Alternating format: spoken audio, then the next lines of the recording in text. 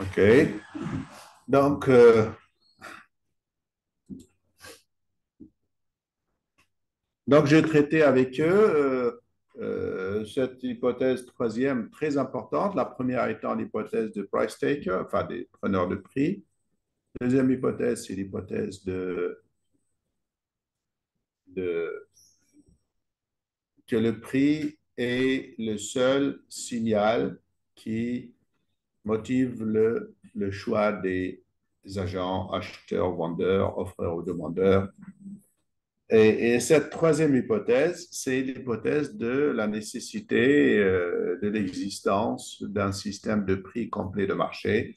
J'ai expliqué qu'un système de prix complet de marché, c'est un système dans lequel il y a un système de prix non pas seulement pour les biens disponibles aujourd'hui, à cet instant, doucement, mais aussi pour les biens qui sont livrables dans le futur. C'est-à-dire la nécessité de l'existence d'un marché à terme de tous les biens.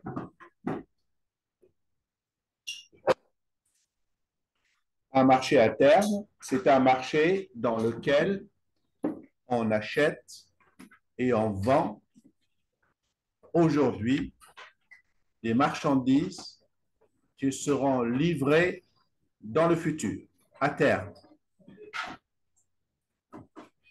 Et donc, cette hypothèse suppose qu'il y a des marchés à terme pour tout. Tous les biens de l'économie ont des marchés spot et des marchés à terme. Un marché spot, c'est un marché où on achète et on vend et on paye tout de suite. On dit le prix spot, c'est le prix lorsqu'on paye tout de suite. Un marché à terme, lorsque vous achetez quelque chose aujourd'hui, pour être livré dans un an. On dit que c'est un marché à terme à un an. Vous pouvez acheter à 6 mois. Ces marchés à terme existent. Vous en avez beaucoup en bourse. Mais c'est une chose qui est connue depuis longtemps. On n'a pas attendu les bourses modernes.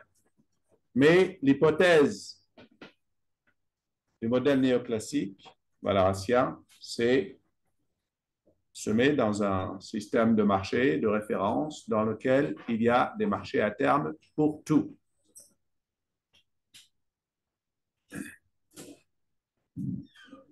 C'est un peu plus clair en répétant? Il ne faut pas s'inquiéter si vous... Des questions. Oh! Pour des questions abstraites, si vous ne comprenez pas tout du premier coup, ce n'est pas grave. C'est en répétant et en relisant et en réécoutant et qu'on comprend à chaque fois un peu plus. C'est pour ça que je vous ai dit, les lectures sont indispensables. Parce qu'on ne comprend pas tous les aspects d'un phénomène dès la première explication. Et donc, c'est ça, le marché à terme de tous les biens, toutes les marchandises. Ces marchés à terme doivent exister pour tout. Et quand une économie dispose de marchés spot et à terme pour tout, on dit qu'elle dispose d'un marché complet ou d'un système de marché de prix complet. Donc, le modèle néoclassique ne fonctionne pas dans une économie où il n'y a que des marchés spot. Ça ne tient pas la route. Le modèle est trop loin du monde, trop loin de l'économie, tout simplement.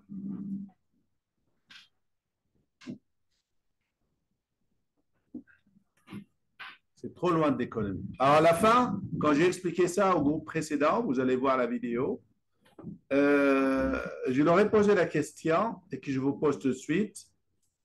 Pourquoi ils ont besoin de cette hypothèse, les néoclassiques? Pourquoi ils s'étranglent, s'étouffent avec cette hypothèse? C'est une hypothèse que vous comprenez, elle est un peu invraisemblable. Et surtout, ce qui est étonnant, ce qui est surprenant, c'est que les marchés à terme spot, ce sont des marchés dans lesquels ce que vous achetez doucement, ce que vous achetez pour demain, pour dans un an, vous le payez tout de suite. N'est-ce pas? Dans un marché spot, vous payez tout de suite. Pour une livraison dans un an, par exemple. En gros, si vous voulez, cette troisième hypothèse de l'existence d'un système de prix complet de marché, c'est une hypothèse qui suppose que les agents décident de tout pour le restant de leur vie. Décident de tout à l'instant et payent tout à l'instant pour tout le restant, pour tout ce qui se passera dans le futur, dans le restant de leur vie. Et si on veut le restant de la vie d'économie, ce sera pour toujours. Ce sera pour ad vitam. Ça veut dire, en théorie économique, ils disent, vous le notez comme ça, si vous voulez, qu'il n'y a pas de réouverture de marché.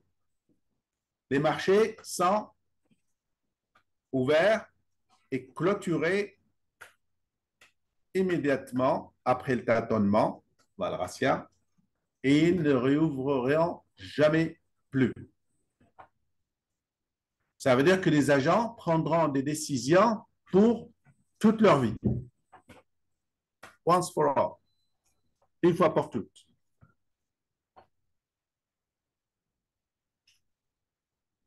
C'est un peu non seulement un monde fictionnel, mais un monde irréel. C'est loin de toute imagination.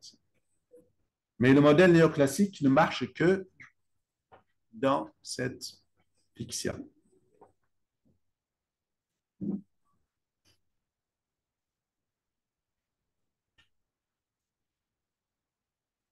Alors, j'ai posé la question à vos camarades, pourquoi ils ont été, bon, bien sûr, Valras surtout, il a été obligé de proposer ça. Pourquoi, d'après vous?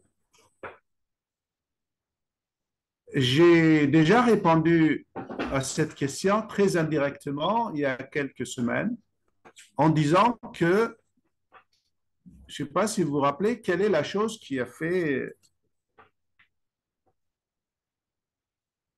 fait le plus peur aux économistes et ils évitent d'en tenir compte. Tellement elle est très, très compliquée, pas seulement d'ailleurs pour eux, c'est ça qu'il faut reconnaître, c'est une chose qui est très difficile pour toutes les sciences.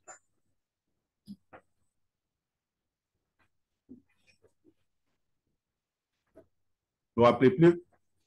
Une chose qui est très difficile pour toutes les sciences, pas seulement pour l'économie.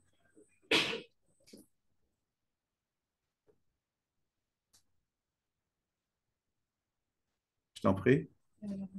C'est une première chose, la monnaie, mais j'ai dit que la monnaie, ils l'ont traitée.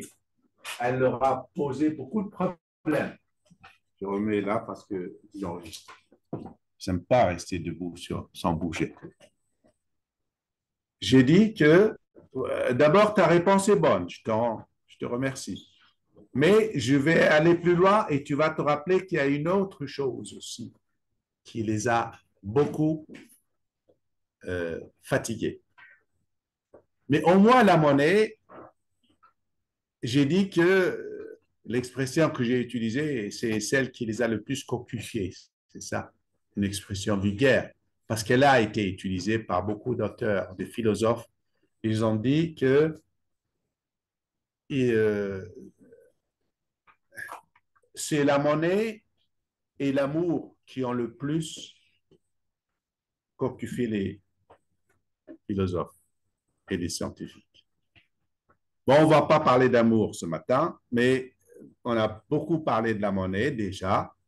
Mais sauf que la monnaie, ça leur a posé beaucoup, beaucoup de problèmes. Mais ils ont au moins apporté, pas d'explication, mais une façon de la traiter. Celle d'hier, tu te rappelles? Ben oui, hier, on a parlé de séparer le monde en deux blocs de sphères. Dichotomie. Ah, c'est pas une lobotomie, mais presque. Dichotomie. C'est pourquoi la dichotomie? C'est pour écarter là, dans un premier temps, pour ensuite là, mais la remettre en la plaquant uniquement. Ça veut dire, et en fin de compte, ils ont reconnu, comme je l'ai expliqué hier, que c'est Valras qui dit ça. La monnaie, c'est compliqué, mais elle est nécessaire en tout. Il le reconnaît. Et alors, parce qu'elle est compliquée, alors écartons-la dans un premier temps. Donc, ils ont quand même une démarche pour la monnaie. Elle peut ne pas nous plaire, mais ils ont quand même, ça les a fatigués, on est bien d'accord. Ça leur a donné des cheveux blancs, on est d'accord. Mais ils ont quand même apporté, n'est-ce pas, une certaine façon de la traiter. Elle peut ne pas nous plaire, mais ils ont quand même tenté. Et surtout, j'ai insisté beaucoup sur la façon de traiter la monnaie. La monnaie est au centre de tout, parce qu'ils ont les écoles les plus puissantes, ce sont trois écoles monétaristes. Oui, il faut parler, il ne faut pas hésiter. Maintenant, vous avez un peu de bagage. Hein? Les trois écoles monétaristes, c'est elles qui guident le monde aujourd'hui. D'accord? Donc, quelque part, ça les a embêtés. Ils n'ont pas été très. Ils n'ont pas donné des théories merveilleuses, n'est-ce pas? Mais au moins, ils ont apporté des choses. Et tout le monde reconnaît que on n'a pas encore fini avec la monnaie. OK? Mais il y a une autre chose qui, elle, même les solutions qu'elles ont apportées, elles sont des solutions bancales. C'est le temps. Vous vous rappelez, j'ai parlé du temps. Hein? Et alors là, il faut reconnaître le temps, ce n'est pas uniquement les économistes qui se sont cassés les dents sur le temps. Hein? Toutes les sciences, n'est-ce pas? Bon, les économistes sont les plus mauvais pour traiter de cette question, n'est-ce pas? Et vous devez retenir, bien comprendre comment, pas vous, parce que vous êtes épargné avec cette histoire de l'économie, vous allez en faire un petit peu, heureusement pour vous, mais vos camarades qui font l'économie, chaque fois qu'il y a une question de temps, on dit, bah, on va faire comme s'il n'y a pas de temps. Hein? Vous allez voir que ce n'est pas exagéré, ça. Donc, le problème qu'ils ont, c'est le problème avec le temps. Et là aussi, dans mes hypothèses et les parenthèses que j'ouvre souvent, vous savez, le problème que j'ai dans le cours, j'ouvre des parenthèses et des fois, j'oublie de les fermer. C'est ça qui fait que je ne retrouve plus mes brebis, je parle d'autre chose. Une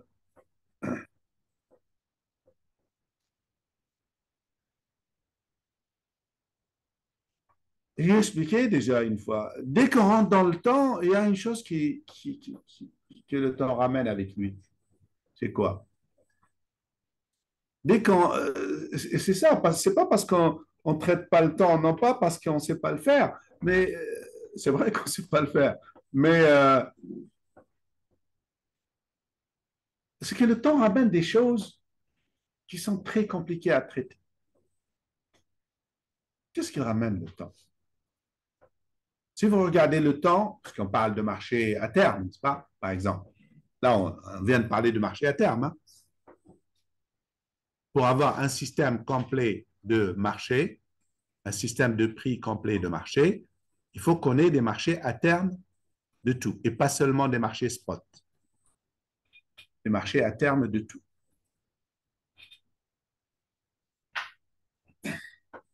Par exemple, acheter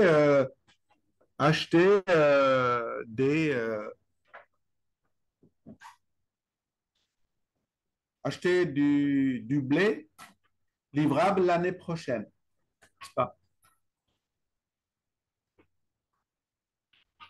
Ça veut dire que vous êtes en train d'acheter quelque chose qui n'est peut-être pas encore planté, mais qui va être planté et ensuite cultivé, ensuite cueilli, ensuite compacté, et ensuite transporté, ensuite livré à vous dans un an. Qu'est-ce que vous voyez là-dedans, dans toute cette... Oui, une chose qui accompagne tout le temps, c'est l'incertitude et le risque. Chaque fois qu'il y a du temps qui rentre dans une réflexion, c'est qu'il n'y a plus de certitude. Quand rentre le temps, rentre le risque que tout ce qu'on a planifié, tout ce qu'on a voulu acheter,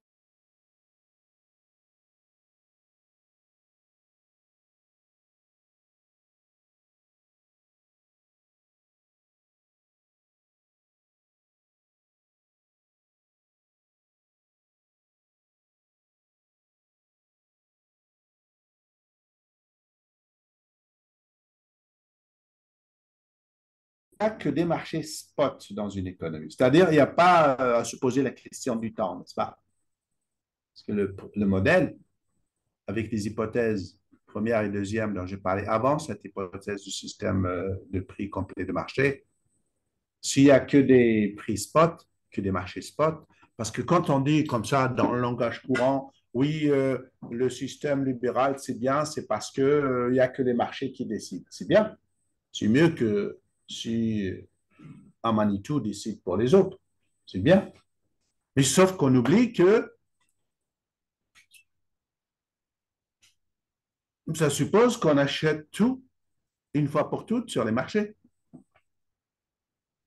Et si on ne peut pas tout acheter au comptant spot une fois pour toutes, ça veut dire qu'il faut qu'il y ait des marchés à terre, des marchés futurs.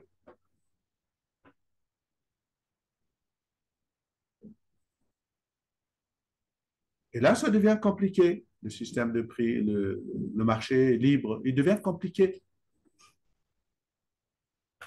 Et c'est là que l'être humain se retrouve devant une réalité qui s'appelle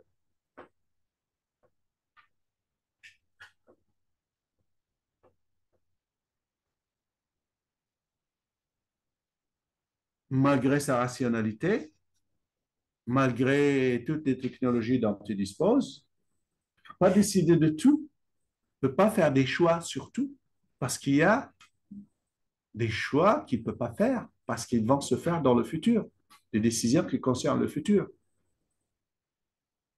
Et le futur, personne ne le maîtrise, personne.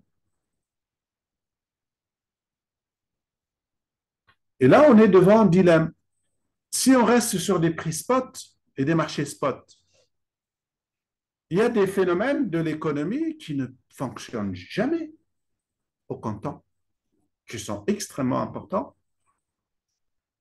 Ça veut dire qu'il y a toujours des décisions que l'être humain fait pour le futur. Ils ne sont pas nécessairement des spéculations en bourse, non. Ce sont des phénomènes de la vie courante qui s'appellent l'épargne et l'investissement. Si on épargne, c'est qu'on a pris une décision sur demain, sur le futur. Si on investit, est-ce qu'il y a un investissement qui est quelqu'un, il met de l'argent qu'il ne consomme pas, il se prive donc pour semer ou créer une entreprise ou faire quelque chose. Aujourd'hui, il se prive de ses moyens, c'est pour avoir plus dans le futur, non? Ça s'appelle l'investissement. Ben, ça veut dire qu'il fait quelque chose à terme, non? Il fait une production à terme. Ben, ça, on ne sait pas le gérer avec le modèle Valras, parce qu'il n'y a pas le temps. Le temps n'intervient pas. Donc, c'est pour éliminer tous les aspects inconvénients, enfin, pas inconvénients, toutes les choses qui nous, qu'on ne peut pas analyser, qu'on ne peut pas traiter, parce qu'on n'a pas encore la science pour cela, comme le temps, bon, et le risque et l'incertitude, ben, il faut les évacuer. Il faut les faire comme s'ils n'existaient pas. Et on ne peut pas ne dire qu'il n'y a pas d'investissement dans une économie, ce n'est pas possible. On ne peut pas dire qu'il n'y a pas d'épargne. Donc, il faut trouver un juste milieu. C'est quoi ce juste milieu qu'ils ont trouvé? C'est d'imaginer des prix, enfin des marchés à terme de tout. Un marché à terme de tout, dans lesquels on prend des décisions spot aujourd'hui pour des livraisons dans le futur de tout, mais qu'on paye aujourd'hui. Les contrats à terme sont payés aujourd'hui. J'ai expliqué à vos camarades dans le groupe précédent que ces contrats, d'après cette imagination néoclassique de l'existence d'un système de prix complet de marché à terme pour tout, ce sont des marchés qui s'ouvrent une fois et se ferment une fois pour toutes. Il n'y aura pas de nouveau marché plus tard. C'est une fois pour toutes. On achète les choses spot et les choses à terme une fois pour toutes. Donc, il y aura de l'épargne, de l'investissement, mais à une seule séquence, une seule fois. C'est une imagination, une fiction, comme toujours en économie. Sauf que cette fiction-là, elle est un peu trop, elle est allée un peu trop loin. C'est un monde qui, même dans la science-fiction, ça n'existe pas. Mais sauf que sans ça, le modèle ne fonctionne pas. Le modèle ne marche pas. C'est pour cela que je dis toujours que l'économie est toujours une fiction, une histoire.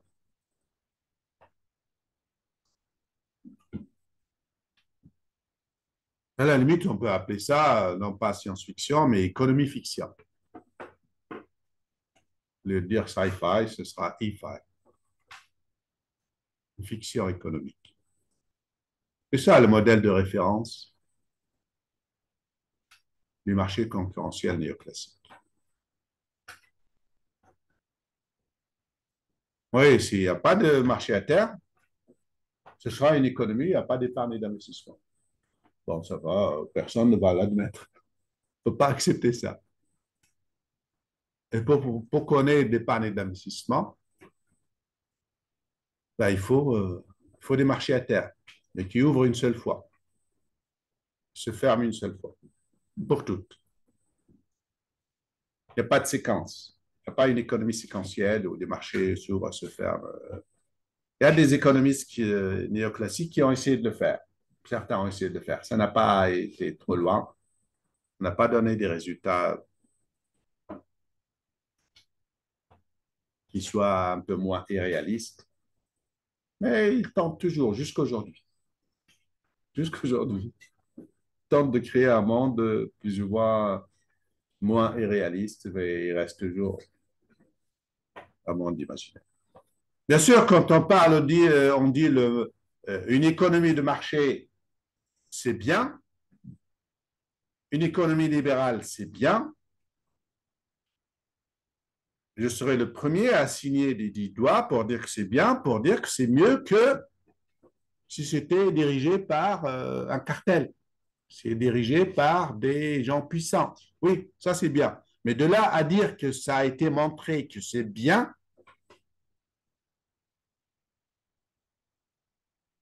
Ça n'a pas été fait, ça. Ça n'a pas été fait. Et quand on a essayé de le faire, voilà ce que ça donne. Ça donne des fictions très, très, fictions très fictionnelles, quoi, si vous me permettez l'expression.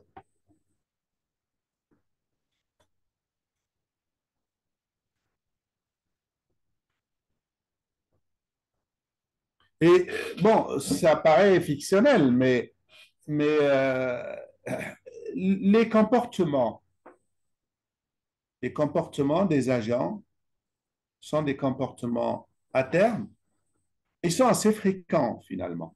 Ils sont assez fréquents. Parce que on peut penser tout de suite au marché à terme en bourse quand on parle des marchés de ce genre, n'est-ce pas?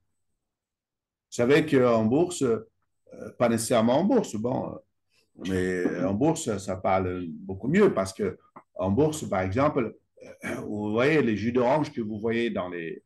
Vous achetez des bouteilles de jus d'orange chez l'épicier à côté, au supermarché.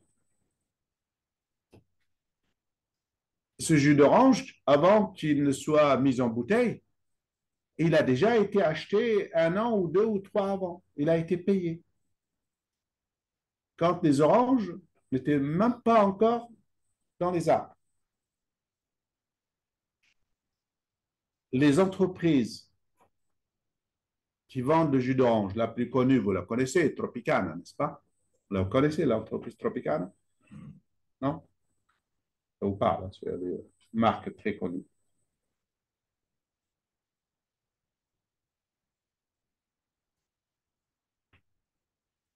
Ben, cette entreprise-là, elle ne peut pas se permettre d'aller sur le marché quand les cueillettes des oranges sont faites et ils vont acheter des oranges pour faire des jus d'orange. C'est pas comme ça que ça se passe.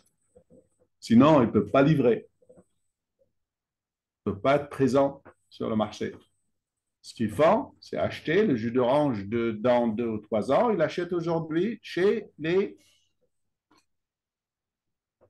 firmes qui plantent des oranges. N'est-ce pas? Ils sont des États très connus aux États-Unis, les plus forts pour ça. Californie, plutôt, comment ça s'appelle? La Floride. La Floride. Ils achètent les oranges euh, avant même qu'elles n'apparaissent sur les arbres, qu'elles poussent sur les arbres. Ils les achètent pour 2, 3 ans, pour dans 2, 3 ans. Donc, ils prennent des risques. Donc, ils payent ces oranges à ce prix-là. Il se peut que l'année de la livraison, le prix des oranges soit beaucoup plus faible que le prix qu'ils ont payé à terme, ou qu'il soit beaucoup plus élevé. Dans ce cas-là, ils auront gagné. S'il est beaucoup plus faible, ils auront perdu beaucoup d'argent. Donc, c'est des décisions toujours très, très risquées. Et ça fait partie de la vie, de l'économie. Et dans cette hypothèse, elle suppose qu'on a des prix à terme de ce genre pour tout. Et quand on dit pour tout, c'est pas seulement pour ces entreprises qu'on peut imaginer elles font ça. Toutes les entreprises que vous voyez, elles vendent des trucs sur les linéaires des supermarchés, sont des grandes entreprises multinationales. Elles achètent toujours à terme, tout.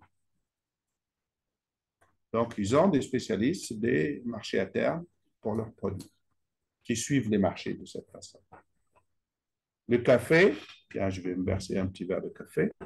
Le café, il est acheté en Amérique du Sud, en Afrique, bien longtemps avant qu'il pousse.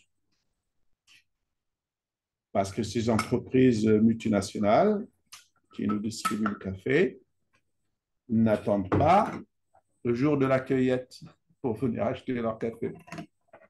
Donc, ils l'achètent des années avant, avec le risque de perdre beaucoup, mais aussi de gagner beaucoup.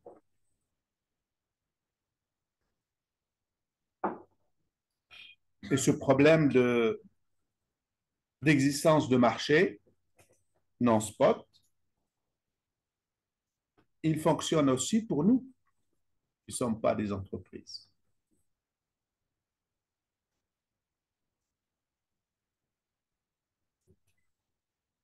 Par exemple, quand un ménage demande un crédit à une banque, on va prendre un crédit qui mérite vraiment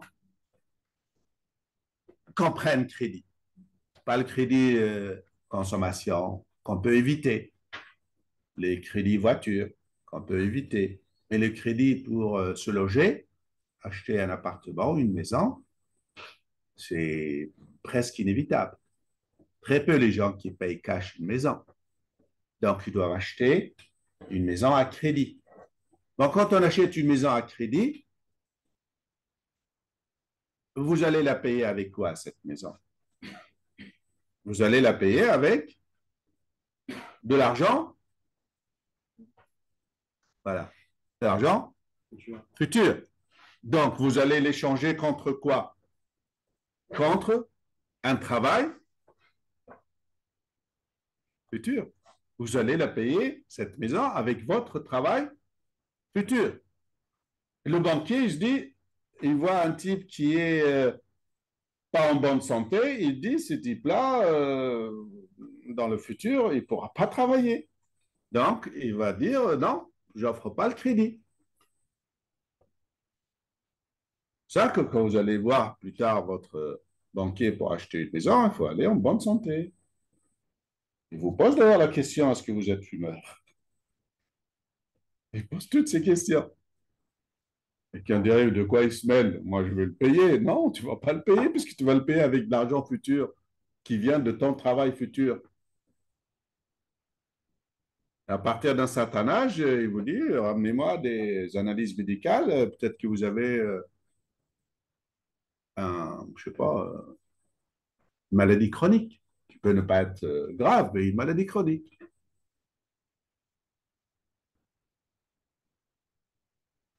Donc, le ménage paye spot une maison avec de l'argent futur, avec du travail futur.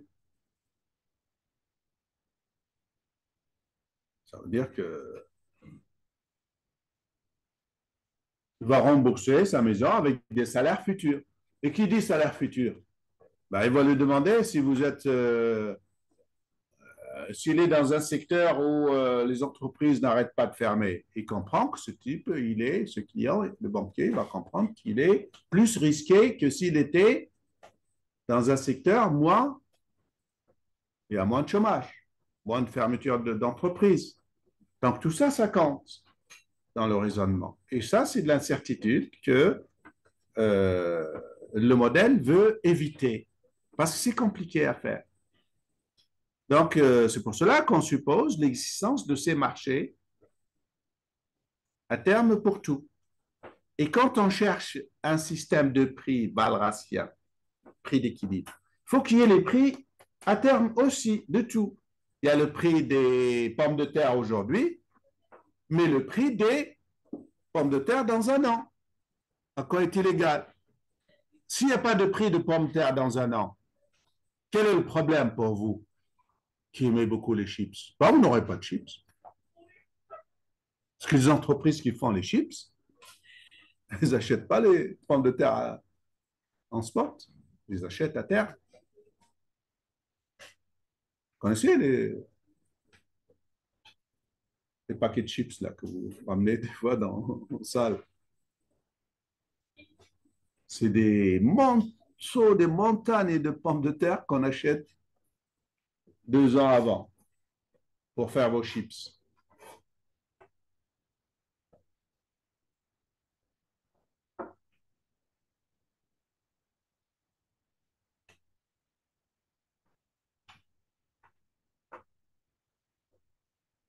Donc, il y a un problème, des problèmes d'incertitude, des problèmes de risque qu'on veut éviter en instaurant cette troisième hypothèse de système de prix complet de marché pour tous les termes. Bon, on comprend tout à fait hein, que c'est une chose qui est trop fictionnelle, n'est-ce pas? Bon, on va dire que tu peux fermer la porte, s'il te plaît. Doucement. Donc, on peut dire, voilà, il y a des marchés à terme un peu partout, n'est-ce pas? Mais tout n'est pas marché à terme dans l'économie. Hein?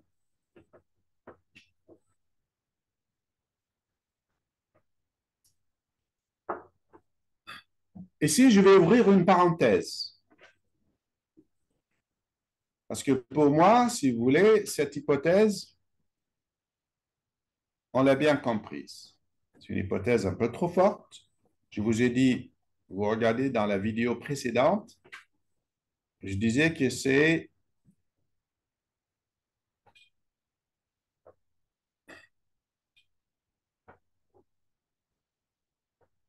j'ai oublié, en tous les cas, c'est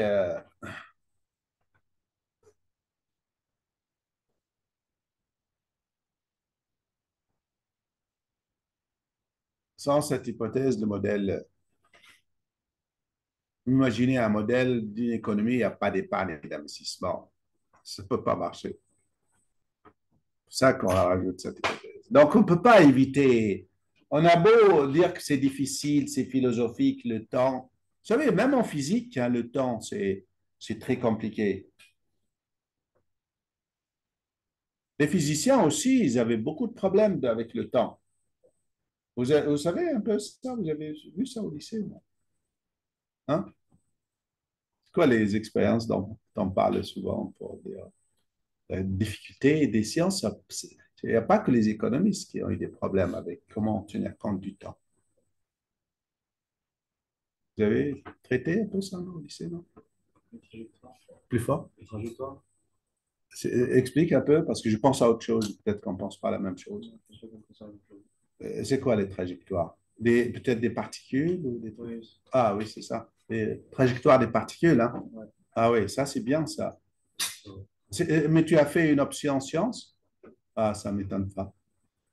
Et tu as trouvé comment ces idées? De belles idées, hein? Ces idées-là de trajectoire, comment introduire le temps en physique. Hein? Vous avez traité ça un peu beaucoup, là? Un peu. C'est compliqué, hein? C'est des questions compliquées, mais je veux dire, les étudiants en philo, ils traitent beaucoup cette question. En physique aussi, physique avancée, ils traitent. Je ne sais pas si vous entendez parler de l'expérience du chat de Röttinger, non?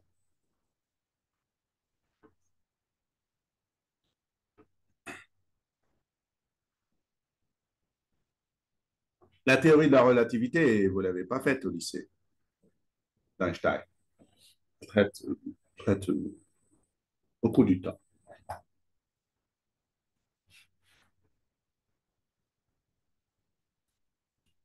C'est compliqué. Je vais vous dire, je vais ouvrir une parenthèse ici.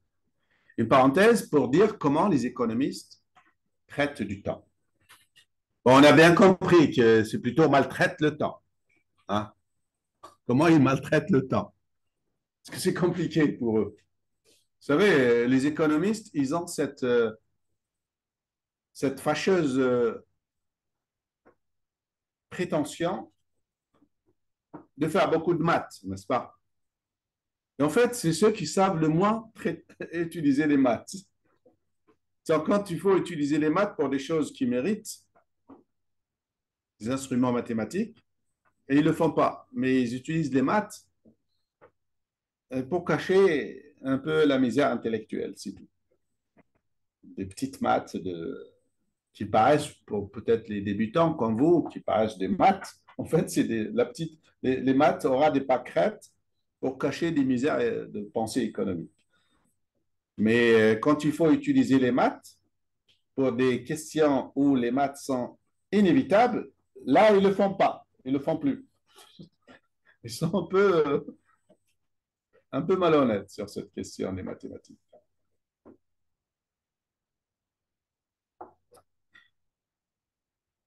Donc, j'ouvre une parenthèse. Pourquoi j'ouvre cette parenthèse? Pour voir comment les économistes euh, traitent les questions du temps ou maltraitent le temps.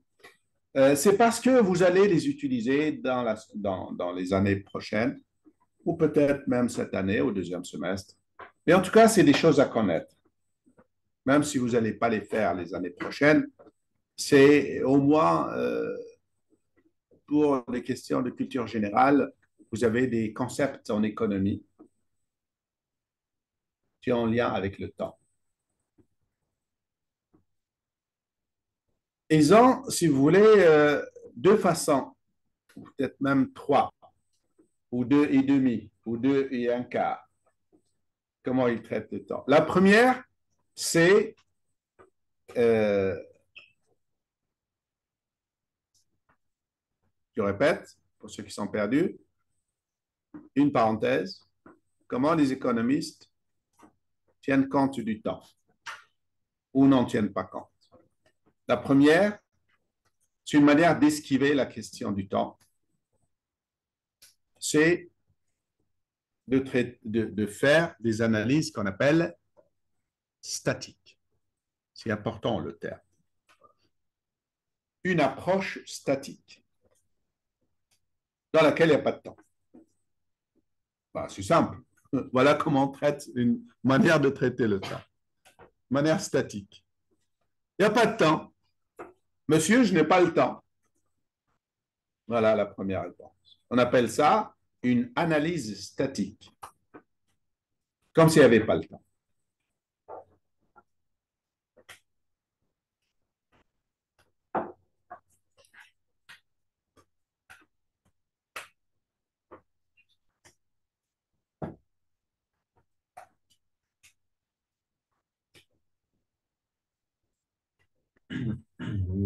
Comment il fait? Bah, c'est une première façon. Hein? Première façon. On va dire que il y a d'après eux, beaucoup de problèmes. On peut les voir sans le temps, de manière statique. On va voir lesquels. En fait, ils essaient de se simplifier les difficultés. Une première façon, c'est de dire on va traiter les questions où le temps peut être négligé. On dit que ce sont des problèmes ou des questions statiques. Et c'est là que je dis, c'est juste pour votre culture générale que j'ai ouvert cette parenthèse, parce que ce sont des termes très fréquemment utilisés en économie et il vaut mieux que vous les découvriez les premiers mois que plus tard. Ils peuvent paraître comme tomber comme des cheveux dans la soupe, mais c'est pas grave. Au moins, vous les découvrez. Dans le langage des économistes, on dit que on a un modèle statique. Ça veut dire on construit une explication comme s'il n'y avait pas le temps. On dit on propose une explication ou un modèle statique. Bon, vous comprenez bien que si on adopte une explication statique, on ne peut pas parler d'épargne et d'investissement. Voilà, ça veut dire au moins on est clair. Il y a des questions qui ne traitent pas de choses de temps, comme l'épargne d'investissement. Bon, autant nous simplifier la vie et regarder comme s'il n'y a pas le temps. Mais on est bien d'accord que si dans l'explication il y a l'épargne d'investissement, ça ne marche pas. Hein? Voilà, c'est comment découper les difficultés. Et quand, dans cette méthode, cette approche qu'on appelle statique, il y a une méthode qui est très, très courante, la plus utilisée en économie, on va dire presque 99% des problèmes sont traités avec une méthode qui s'appelle la statique comparative. Notez-le comme ça parce que c'est un terme consacré en économie. On dit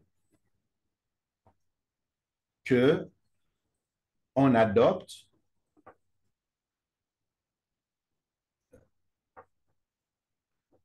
une explication ou une démarche de statique comparative. Le terme statique comparative, notez-le entre guillemets, souligné en rouge, parce que c'est un terme qui va revenir beaucoup vous embêter les mois et les années prochaines. Je vais l'expliquer rapidement, parce que n'oubliez pas, le but de la parenthèse, c'est comme si c'était, on sort de notre chapitre et on donne un petit dictionnaire d'économie, n'est-ce pas? Faire de la statique, on dit faire de la statique comparative. Par exemple, on a bien dit que l'épargne et l'investissement, ce sont des choses qui ne sont pas statiques. Ce sont des choses, de contraire, on dit en économie, ce sont des choses dynamiques. On ne peut pas les comprendre à un instant.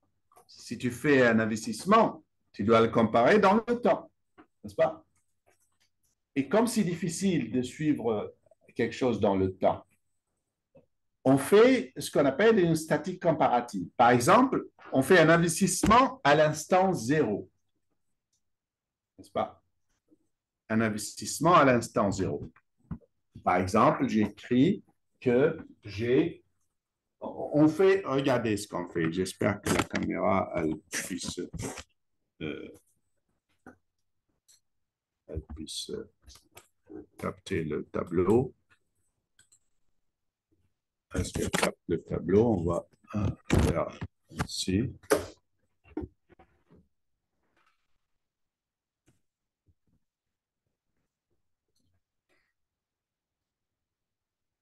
Voilà. On fait un segment qui s'appelle la flèche du temps, qui commence avec l'instant 0, on va dire T0, T1, d'accord, etc. Une manière de simplifier les difficultés. On dit, par exemple, je fais un investissement aujourd'hui qui s'appelle I0. Ça veut dire l'investissement à l'instant, tout de suite. Et ensuite, cet investissement, on va faire un... On espère que, on pense que dans 2 ans, il ne donne pas de fruits parce que l'investissement, si tu n'investis pas aujourd'hui, demain, tu as des résultats. Tu ne vas pas tirer de...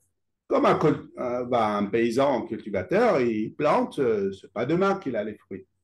Donc, peut-être que c'est dans l'instant TI, par exemple, il a un résultat qui commence à donner des résultats en I1, I2, I plus 1, etc. D'accord? Une manière de se simplifier la vie, c'est de dire, comparons les situations T0 et les situations TI, n'est-ce pas? Ici, on a versé, donc perdu de l'argent, c'est pas perdu, mais sorti de l'argent. Et ici, on commence à rentrer l'argent. Et on compare ces deux situations. On dit qu'on fait une statique comparative. Ce n'est pas dynamique, ça. Mais c'est comparer deux situations statiques. D'accord? On dit qu'on fait de la statique comparative. Parce qu'on ne sait pas faire de la dynamique.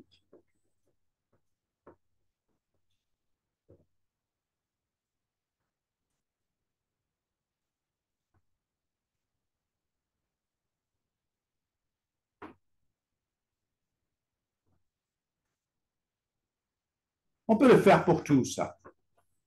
N'est-ce pas? On peut le faire pour tout.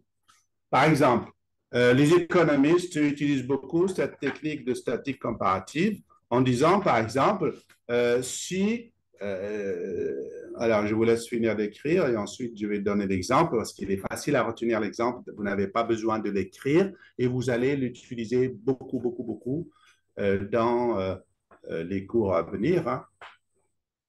Par exemple, on dit il y a une situation donnée du marché du travail, n'est-ce pas? Le salaire, il est égal à temps. Et il y a un niveau d'emploi et donc un niveau de chômage. Et puis, on augmente ou on baisse le salaire. chaque théorie va dire que si on augmente le salaire, l'une va dire le chômage baisse et l'autre va dire le chômage augmente. Chaque théorie dit ce qu'elle pense. Et compare les deux situations entre eux. Et T0, où on augmente, avant d'augmenter le salaire, voilà l'état de l'emploi et du chômage. Et puis on l'augmente de 10%, par exemple, et on regarde qu'est-ce qui se passe dans un an à ce même marché, n'est-ce pas?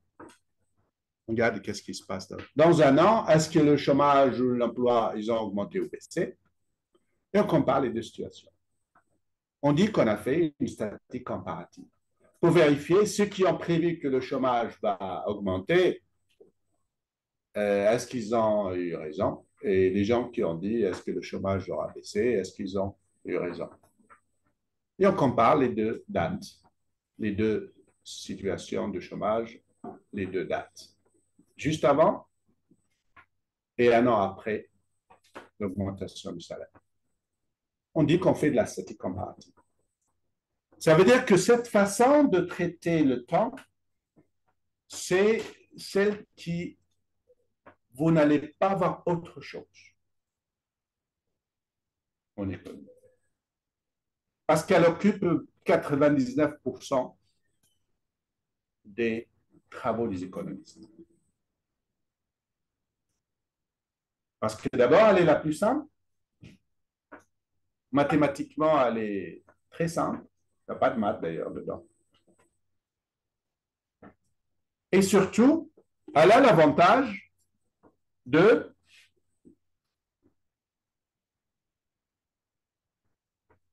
elle ne veut pas savoir qu'est-ce qui se passe entre ces deux dates. C'est ça la dynamique.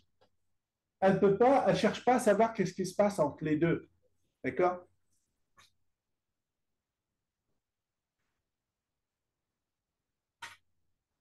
C'est très compliqué de savoir qu'est-ce qui se passe entre les deux. Très, très compliqué. Très compliqué.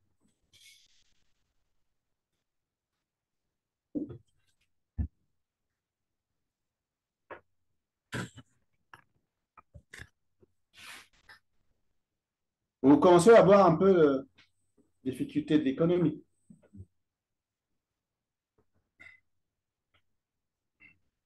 Je vais vous donner un exemple très simple de la difficulté.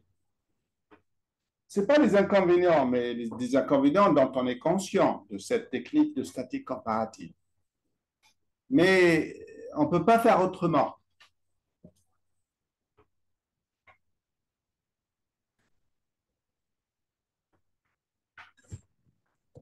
On ne peut pas faire autrement. Une chose est très, très connue, et vous allez même, sans la connaître, la deviner vous-même. Si, par exemple, un pays qui a des difficultés de balance commerciale,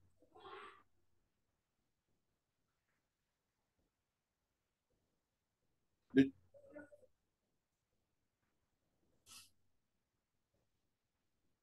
le pays typique,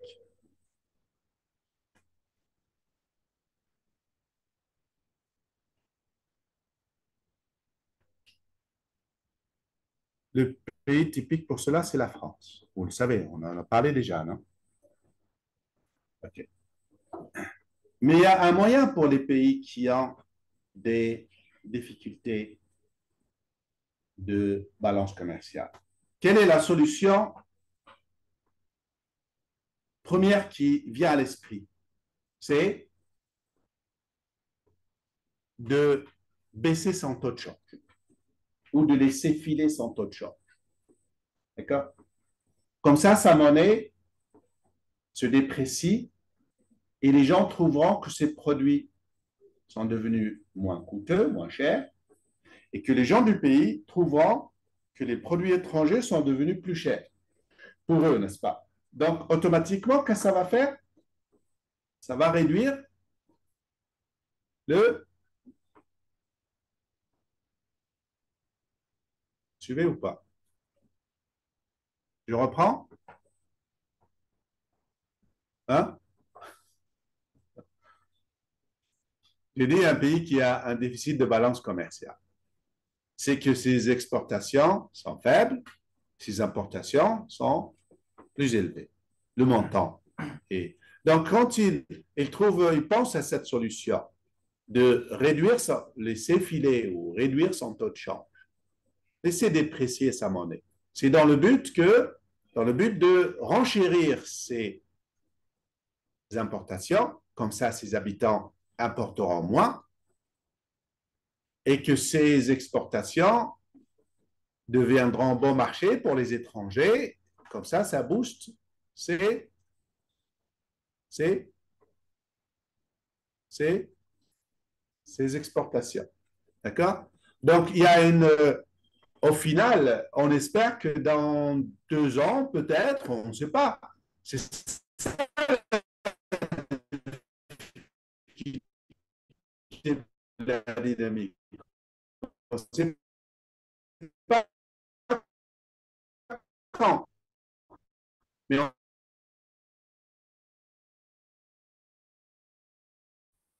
non, mais ça va réduire son déficit commercial. Donc, ça va augmenter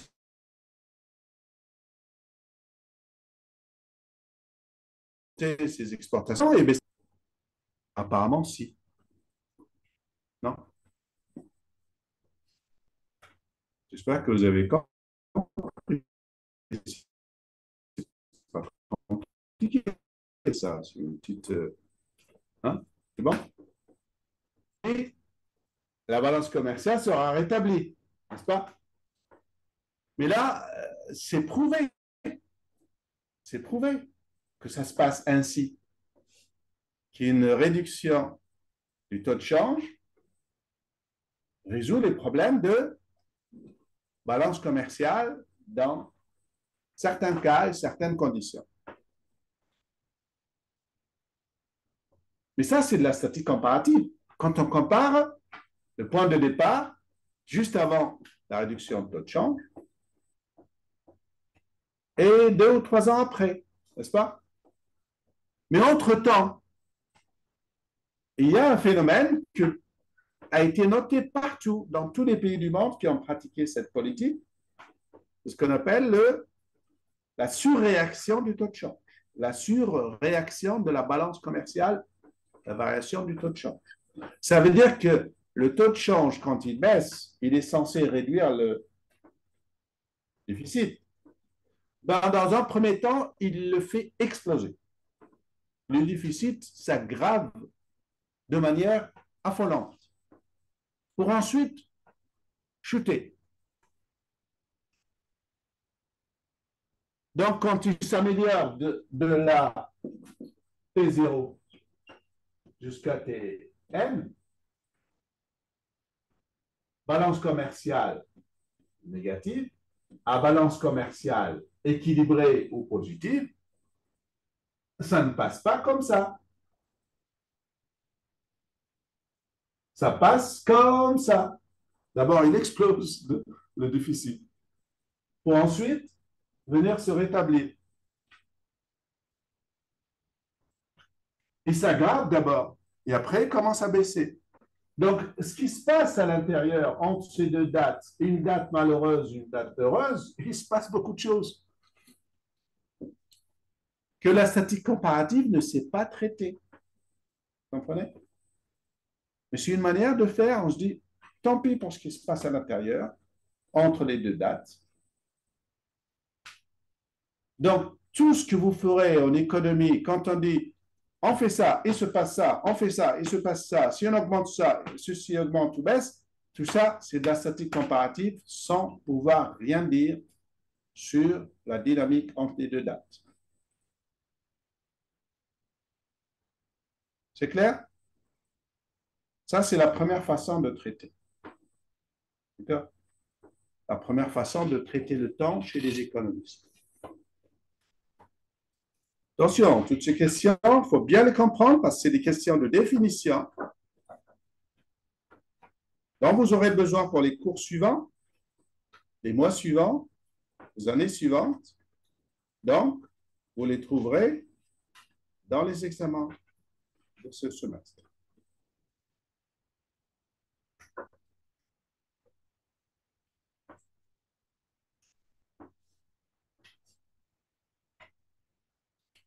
Ça, c'est la première façon de traiter le temps.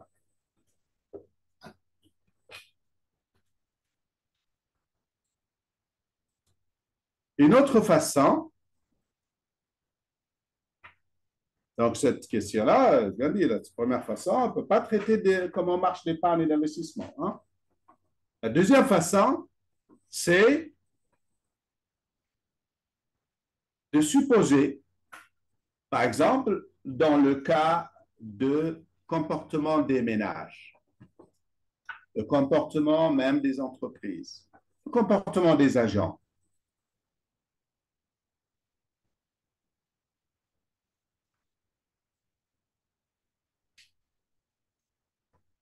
Habituellement, par exemple, le consommateur, il fait des choix d'un panier de biens, il le compare par rapport à un autre panier. Il choisit quel est le panier qui lui apporte le plus d'utilité. Et tout ça, il le fait à un instant donné, zéro.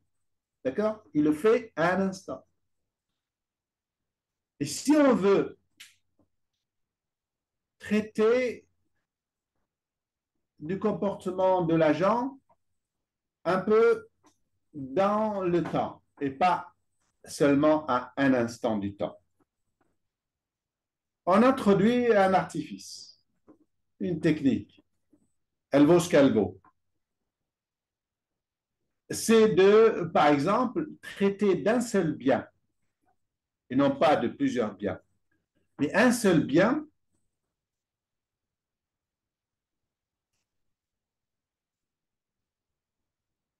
euh,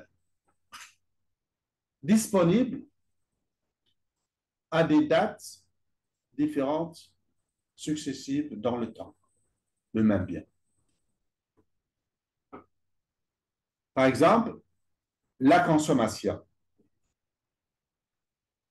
Quand vous traitez de manière statique, vous allez dire, je consomme cette quantité de bien A et ou cette quantité de bien B, combien je mets dans mon panier en bien A et en bien B pour que je sois le plus satisfait. Ça, c'est un raisonnement à un instant, statique. Par contre, si je prends un seul bien, qui serait toute la consommation ou le montant à consommer de l'agent, ou si je prends tout son revenu, présent et futur, et je dis, je le consomme tout aujourd'hui et rien demain, ou rien aujourd'hui et tout demain ou dans un an, hein, un autre instant, ou sinon, comment partager cet ensemble de revenus entre un peu, mais combien un peu aujourd'hui, et le reste demain ou dans un an. C'est-à-dire, on fait des choix entre des biens disponibles ou un seul bien disponible à des dates différentes. Généralement, on prend que deux dates. Comme on prend que deux biens, on prend deux dates. Et on dit, est-ce que je consomme tout aujourd'hui et rien demain, ou rien aujourd'hui et tout demain, ou n'importe quelle combinaison des deux, un quart aujourd'hui, trois quarts demain, ou trois quarts aujourd'hui, un quart demain, ou moitié aujourd'hui, moitié demain, ou 9 dixièmes aujourd'hui, un seul dixième demain, d'accord?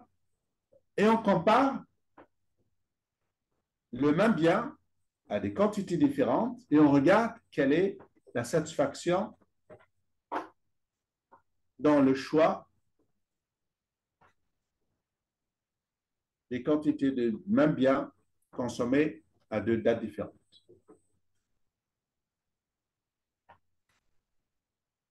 On suppose dans ce cas-là, dans le comportement de cet agent consommateur, dans cet exemple, on suppose qu'il est capable de faire des choix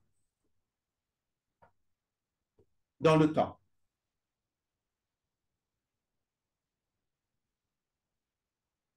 Ça veut dire, il doit être capable de dire, est-ce que je préfère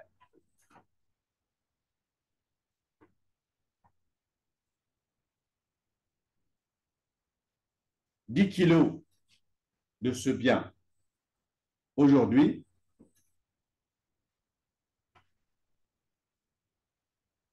à 15 kilos dans un an.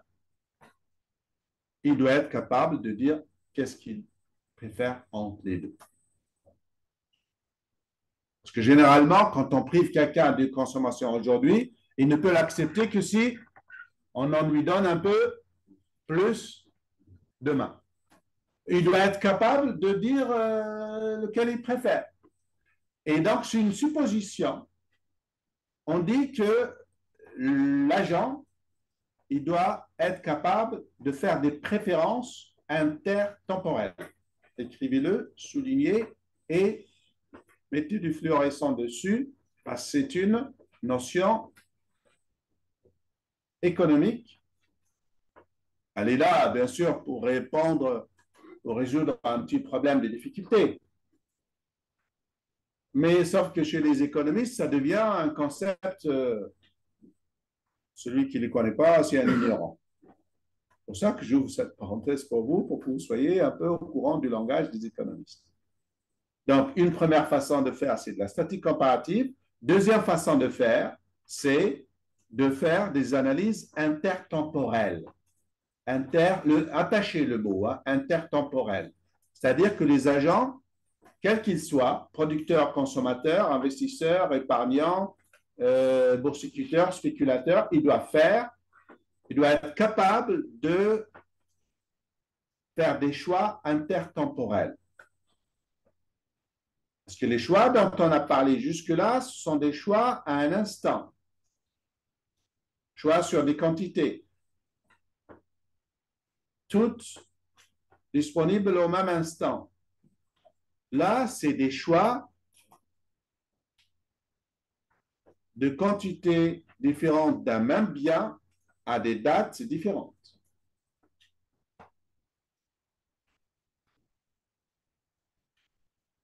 On dit que ce sont des agents faisant des préférences intertemporelles.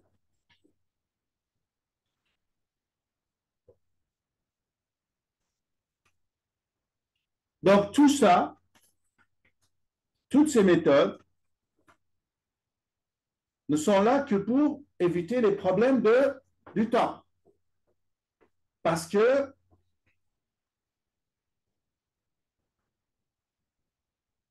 c'est compliqué.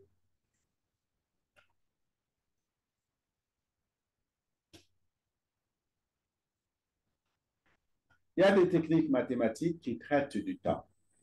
Je ne vais pas vous en parler parce que c'est une prise de tête pour le moment, mais peut-être une autre fois. Mais dans lesquelles les économistes sont très mauvais parce que ce sont des techniques mathématiques qui les dépassent un peu. Je vous ai dit, ils aiment les maths quand c'est facile et ça fait peur aux clients. Mais quand ça résout des problèmes et c'est difficile, ils ne les utilisent pas. C'est paradoxal parce qu'on dit en économie, il faut des maths. Non, il faut des maths juste pour cacher l'ignorance. Mais quand il faut des maths pour résoudre des problèmes, là,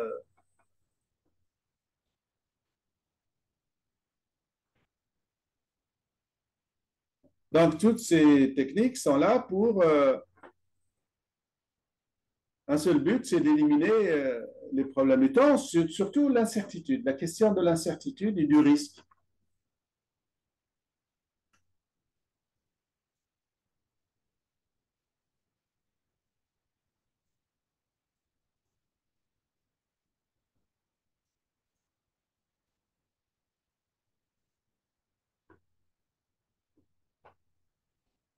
toujours avant de fermer cette parenthèse, et toujours pour des questions juste de définition et des questions de culture générale.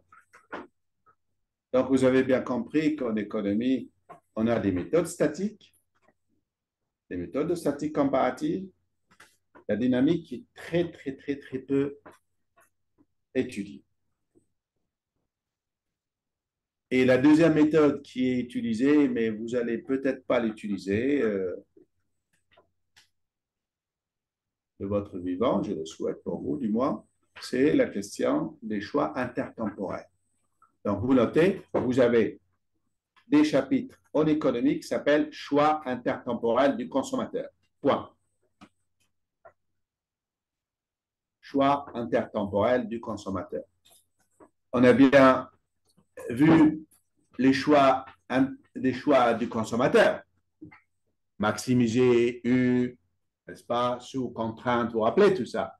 Ça, c'est des choix statiques. On dit des choix des consommateurs. On comprend que c'est statique. Et vous avez des choix intertemporels du consommateur. Le même bien consommer plus aujourd'hui, moins demain, ou le contraire, etc. OK?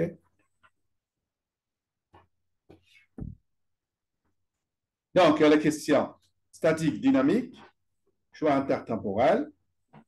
Et vous avez, parce que j'ai dit que tout ça, c'est pour éviter l'incertitude et éviter le risque, vous avez en économie une chose que vous n'allez pas voir, mais vos camarades d'économie, tant pis pour eux s'ils la voient, parce que c'est une chose complètement tirée par les cheveux qui ne sert à rien. Et il y a eu des prix Nobel là-dessus, comme toujours. On divise les analyses ou les études économiques en études en avenir certain et études en avenir incertain, ou univers certain et univers incertain. On fait des analyses de l'économie dans lesquelles il n'y a pas du tout de problème de risque ni d'incertitude. On dit qu'on est en univers certain. On sait très bien qu'il n'y a pas d'univers certain. Mais comme toujours, on suppose qu'il n'y a pas de risque, il n'y a pas d'incertitude, donc on est tout sur tout. Il n'y a pas d'informations qui nous manquent sur demain. On sait tout ce qui va se passer demain. On dit qu'on travaille, on réfléchit, on modélise en avenir ou en univers certain. Comme un monde où, si on veut savoir ce qui se passera dans un an, on tire un tiroir, ah oui, voilà ce qui va se passer, il n'y a pas de problème.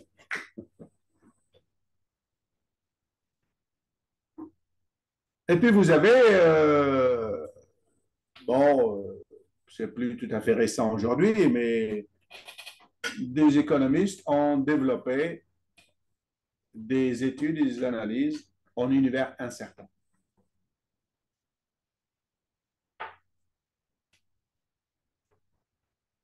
En fait, ce sont des études qui sont venues à la suite de progrès mathématiques faits par des mathématiciens et par des informaticiens, des gens qui travaillent sur la théorie de l'information et surtout qui sont très forts en calcul probabiliste, calcul de probabilité.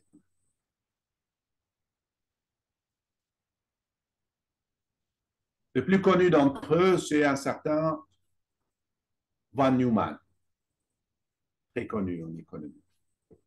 Von Neumann. S'écrit Neumann.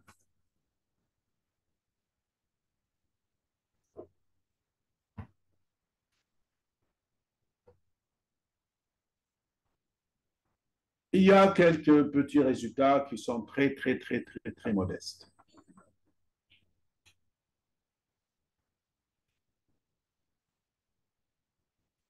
Vous allez étudier en troisième année Vous avez une matière qui s'appelle finance.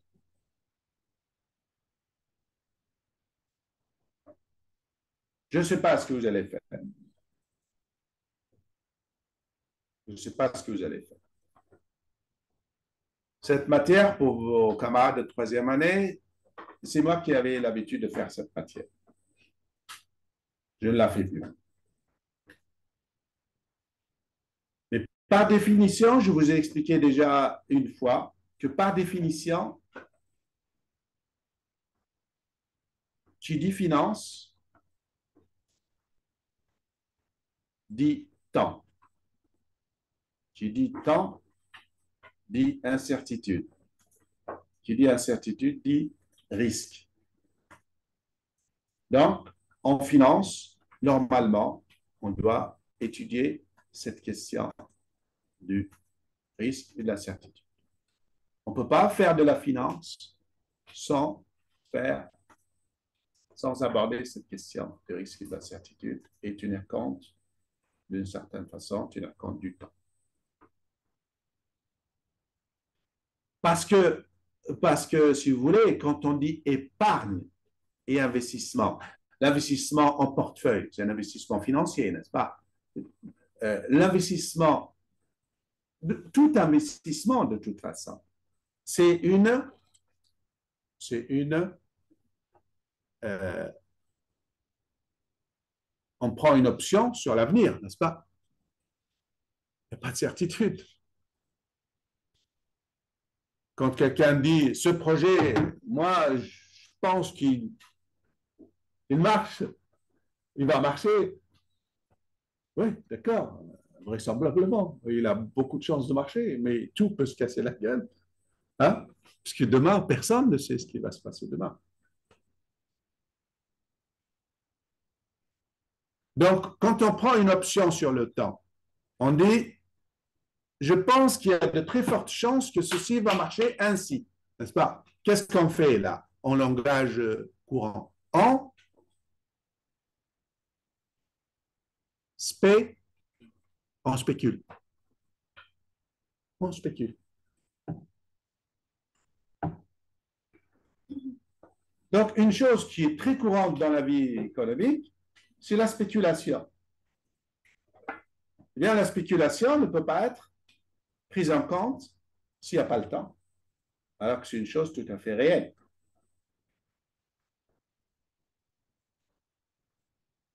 Tout à fait quotidienne.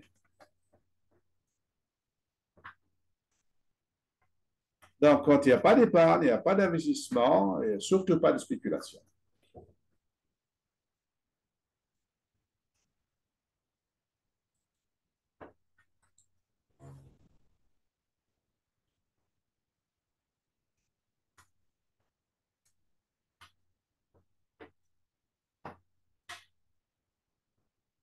Fermez cette parenthèse. Vous voyez bien comme elle est longue, la parenthèse?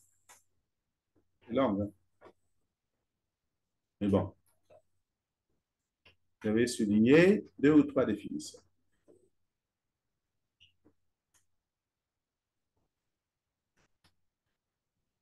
Je vais passer à autre chose maintenant. Mais avant de passer à autre chose, je vais résumer un peu ce qu'on a retenu de ce modèle Walrasien, ce modèle d'équilibre général. Dans les conditions des hypothèses qu'on vient de poser, n'est-ce pas? Dans le cadre des hypothèses de ce modèle de référence,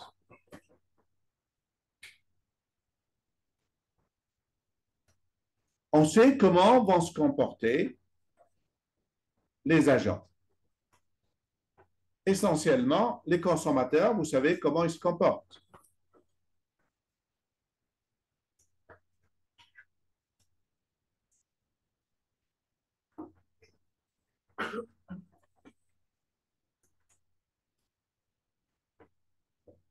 Les consommateurs, comment ils se comportent? Je vous ai donné la règle de comportement du consommateur. Ne l'oubliez pas. Je ne vais pas la répéter. Il faut que vous soyez capable de la redire de tête à tout moment. Je ne vais pas y revenir. Mais celle que je veux présenter maintenant rapidement, sans beaucoup d'explications, est une règle de comportement équivalente pour le producteur, cette fois.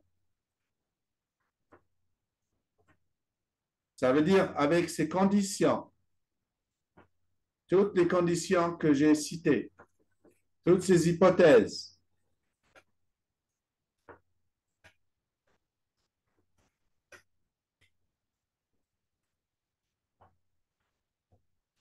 on a une règle du comportement du consommateur, confère les cours précédents, mais on a aussi une règle pour le producteur.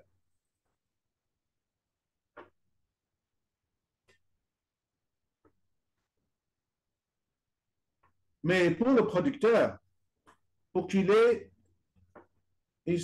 atteigne une situation d'équilibre, c'est-à-dire, si c'est un producteur, c'est maximiser son profit dans le cas des néoplastiques, n'est-ce pas? Mais sauf que là aussi, ce ne sont pas des conditions ou des hypothèses, ce sont des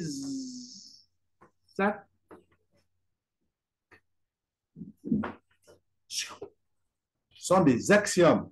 Ça veut dire, on s'arrange, on connaît le résultat final. Il faut qu'il atteigne son équilibre. Et on cherche les hypothèses qui permettent d'arriver à cet équilibre. C'est pour cela que c'est une démarche axiomatique. Donc, l'un des axiomes les plus importants pour que le producteur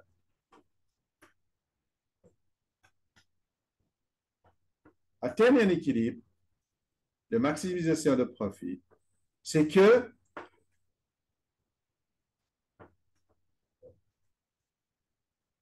comme toujours, et comme pour le consommateur, il faut qu'il ait des fonctions de son comportement, ce producteur, exactement comme le consommateur. Il faut qu'il soit des fonctions de comportement qui soient monotones et bornées. Vous vous rappelez de la condition que j'ai citée pour le consommateur? La même pour le producteur. Et je vais expliquer pourquoi. Parce que dans l'explication de pourquoi, je vous ai dit, vous allez souligner quelque chose que vous allez répéter, enfin, du moins, peut-être pas vous, mais vos camarades d'économie et des économistes répètent tout le temps, tout le temps, tout le temps, parce qu'on ne sait pas faire autrement. Pour qu'il y ait des comportements de production qui soient monotones et non bornés, vous allez comprendre encore une fois ce que ça signifie cette notion mathématique monotone et non bornée. Et bornée. J'ai expliqué une fois que ça veut dire des fonctions de comportement monotone. Ça veut dire des comportements qui ne chutent pas d'un seul coup, d'un instant à l'autre. Il faut que les comportements varient de manière non brutale. N'est-ce pas? Et Maxence a dit une fois que c'est parce que sinon, on ne peut pas faire des, comment tu as appelé ça? Des dérivés ou non? Dit? Voilà, on ne peut pas avoir des asymptotes, on ne peut pas faire des tangentes sur ces courbes, des asymptotes et tout. S'il y a des chutes, hein? Et donc, on ne peut pas faire des mathématiques et des dérivés et des tangentes si on ne peut pas faire ces asymptotes. Donc, il faut qu'ils se comportent de manière qui varie doucement, n'est-ce pas? Ou du moins de manière continue. Ça ne fait pas des cassures dans les fonctions. Ça, on a bien compris. Sinon, on ne peut pas dériver. Pourquoi? Parce que sans les dérivés, il n'y a pas de marginalisme. Vous vous rappelez de ça?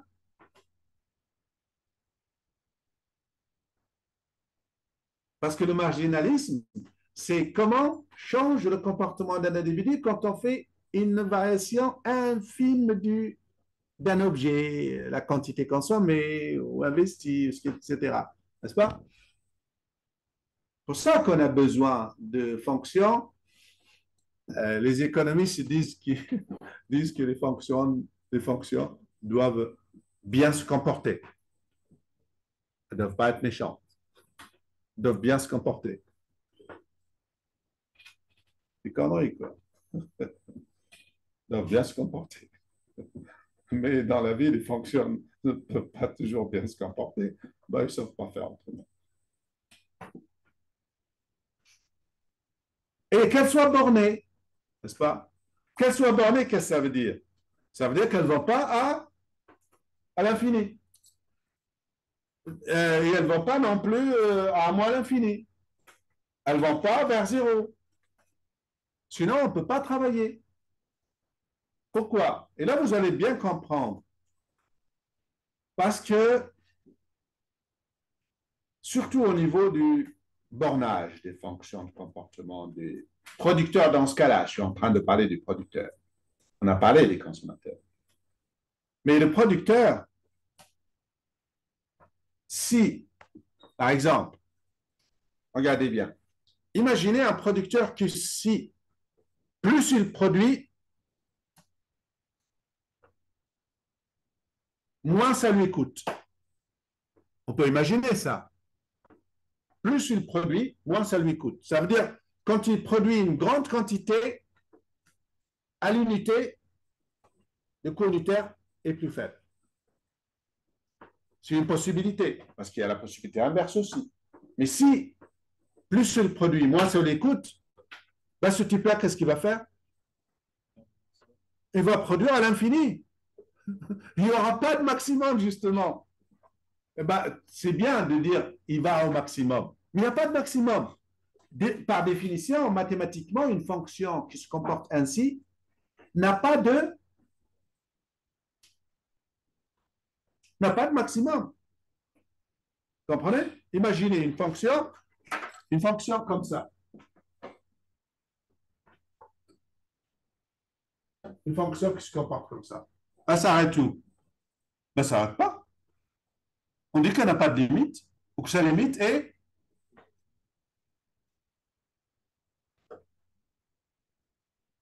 l'infini, parce qu'elle n'est pas bornée. Vous comprenez? Une fonction qui n'est pas bornée, c'est une fonction qui n'a pas de limite. Elle va à l'infini. Si un type, plus il produit, moins ça lui coûte, bien, il ne s'arrête jamais de produire. Pourquoi il s'arrêterait de produire? Il n'aura pas de maximum de sa production.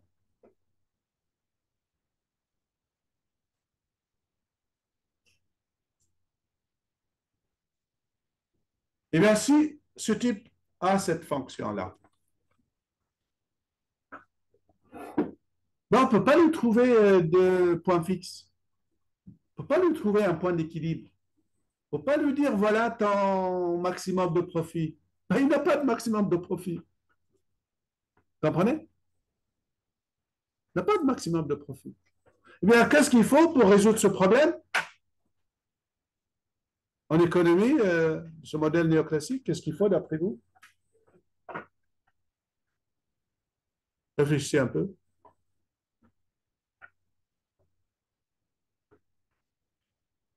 Ben, il suffit simplement de dire qu'on exclut ce cas-là. Il n'existe plus.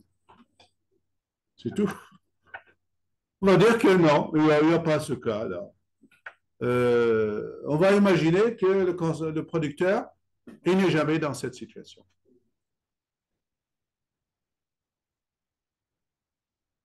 On va prendre que les cas où plus il produit, plus plus ça lui coûte. Pourquoi? Parce que si plus il produit, plus ça lui coûte, à un moment, ça coûte trop cher, ben, il s'arrête. Tandis que là, il a atteint son. Voilà. Et là, ce sera son équilibre.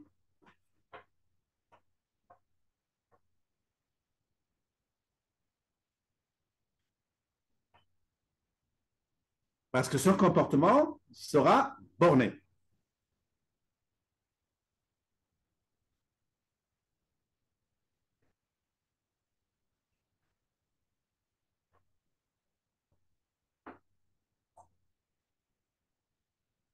Alors là, avant d'ouvrir une parenthèse, je vais aller jusqu'au bout dans le raisonnement néoclassique pour dire que cette condition-là, attention, c'est une condition, une hypothèse qu'ils imposent pour qu'il y ait un équilibre de modèle d'équilibre général de Walras. Pour qu'il y ait un équilibre, il faut que soit dans ce cas. Autrement, il n'y en a pas. Alors, si on adopte cette condition, cette hypothèse, que le comportement du producteur, plus il produit, plus ça lui coûte, comme ça, à un moment, ça coûte trop cher et il s'arrête, et on dira que là, il a atteint son point fixe. Il a atteint son maximum. Là, il a atteint son équilibre. Dans ce cas-là, s'il est dans cette situation, on dira que ce point-là où il arrête sa production, je sais pas, par exemple, si la production, elle fait ça. Si elle fait ça, on dira que là, il s'arrête là. Parce qu'après, ça baisse. D'accord? Là, il a un optimum. Là, elle est bornée. Elle est bornée par quoi? Il dit à partir de là, je perds, je m'arrête. On va dire, donc, quand il a atteint sous cette condition-là, s'il atteint cet équilibre est caractérisé par, comme je vous ai donné la règle du comportement du consommateur, on a l'équivalent presque pareil pour le producteur.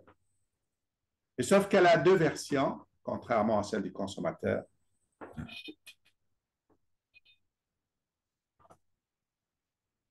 La règle d'équilibre du producteur, la première version, elle dit que la production optimale du producteur, quelquefois on dit l'entreprise. Je vous dirai une autre fois, c'est quoi la différence entre producteur, entreprise et... Les mots ne sont pas choisis au hasard. Donc, la production optimale, celle de l'équilibre du producteur, n'est-ce pas? Là où il maximise son profit. Elle sera telle que la valeur du produit marginal, de chaque input, la valeur du produit marginal de chaque input. Attention, cette règle-là, il faut la souligner, l'encadrer en fluorescent, tout, parce qu'elle va tomber dans les examens. Je répète, la production optimale, j'ai répété pour Maxence, parce que j'ai vu qu'il s'est fatigué. La production optimale de l'entreprise est telle que la valeur du produit marginal de chaque input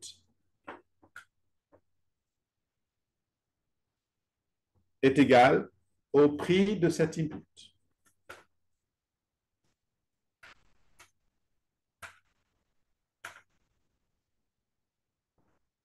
Sans le noter, je rappelle simplement, il y a des gens qui ne viennent pas en cours, c'est quoi un input? C'est plusieurs inputs pour obtenir un output. N'est-ce pas? Parce que on considère l'économie ou la microéconomie considère l'entreprise comme une boîte noire. Une boîte noire, black box. Il y a des inputs qui rentrent, du capital, du travail, de tas d'autres choses. Et la sortie, c'est le produit. Ça, c'est l'output, parce que c'est ce qui sort. Et ça, c'est des inputs. C'est pour ça qu'il n'y a pas de M. C'est un mot anglais. Input. Il n'y a pas de M.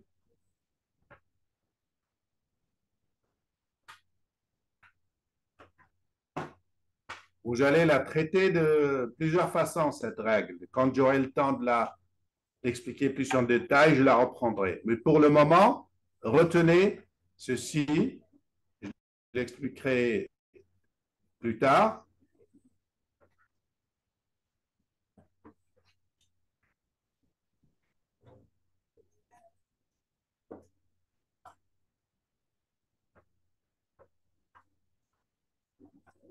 Donc ça, c'est la règle de l'équilibre du producteur.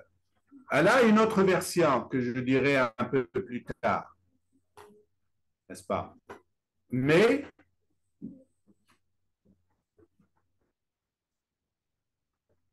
avant de la dire d'une deuxième façon que vous allez utiliser beaucoup au deuxième semestre dans le cours de microéconomie, et avant de les expliquer, je rappelle simplement que le but de les présenter, c'est, comme je l'ai dit il y a quelques instants, ce résultat ne vaut que si on a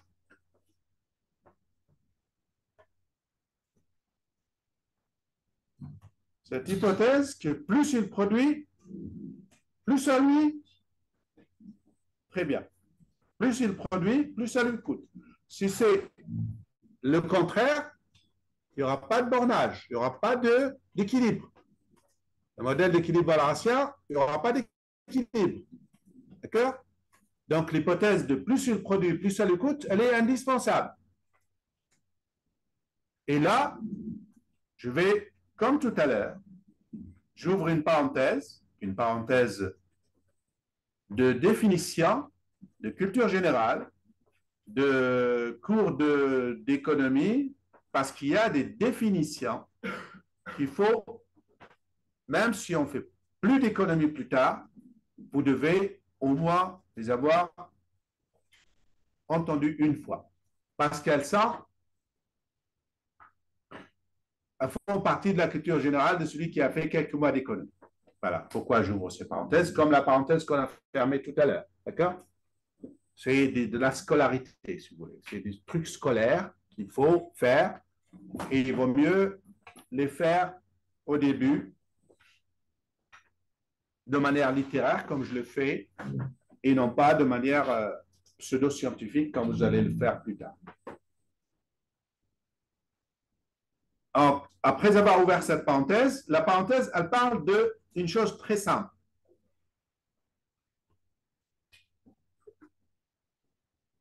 C'est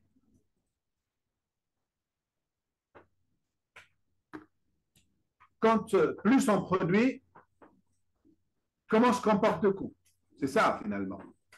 Plus on produit, est-ce que ça coûte plus, ou de plus en plus, ou de moins en moins, ou autant? Voilà la question que l'on se pose.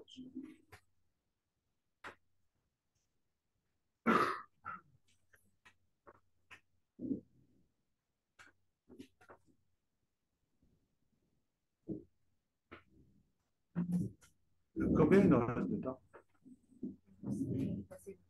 Alors, je vais arrêter là.